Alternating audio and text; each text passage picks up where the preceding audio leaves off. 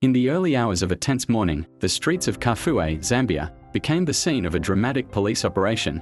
In a swift and decisive action, law enforcement officers gunned down 4 suspected criminals, bringing an end to a high-stakes manhunt. The event has sparked both praise and controversy, reigniting debates on crime control, justice, and human rights in Zambia.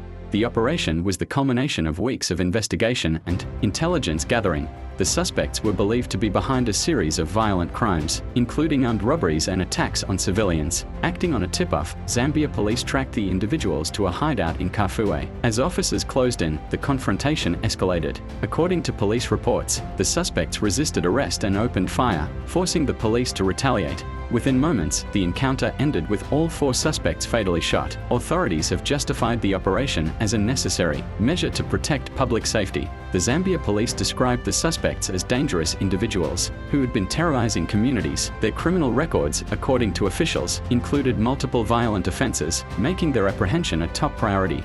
The police maintained that their use of force was in self-defense, emphasizing that they only opened fire after the suspects attacked. Firearms and other weapons were reportedly recovered from the scene, further reinforcing the narrative that the operation was justified.